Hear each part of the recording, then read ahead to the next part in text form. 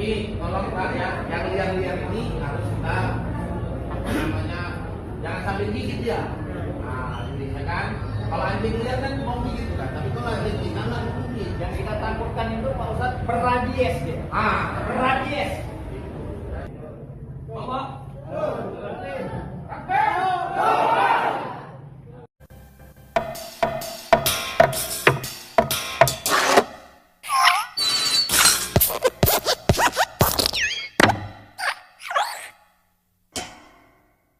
Pemerintah harus tegas nih ngadepin kelompok-kelompok masyarakat yang benci sama umat Kristen.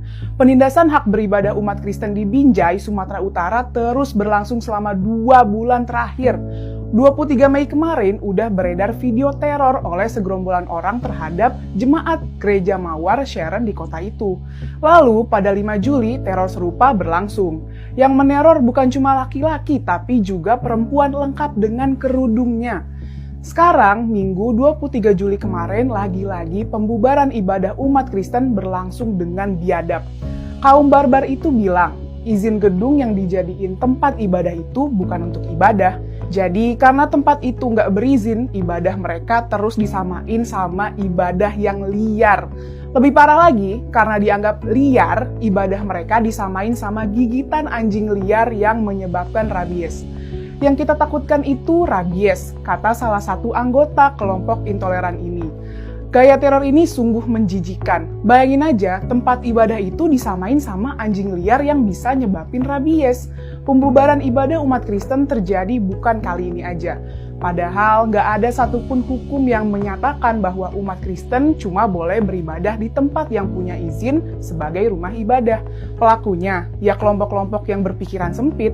Saat beraksi, mereka dengan sengaja bertakbir seolah menjadi perwakilan umat Islam.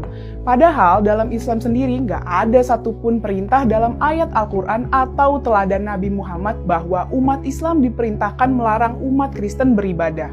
Pemerintah dan aparat keamanan harus bersikap tegas. Ada baiknya para ulama juga diturunkan untuk mencerahkan cara berpikir kaum intoleran ini tentang makna agama sesungguhnya.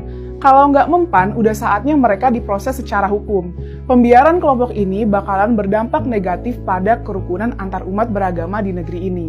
Pemerintah harus benar-benar hadir dan menjamin kebebasan beragama setiap warganya. Yuk, jangan diam melawan kelompok penindas Kristen. Apakah gereja GMS itu adalah gereja liar? Mereka mengumpamakan gereja itu ibarat seperti hewan yang liar, berarti harus ditangkap. Sampai hari ini di Sumatera Utara kami terus mengalami tindakan-tindakan diskriminatif. Bertindaklah seperti yang disampaikan oleh Presiden kita.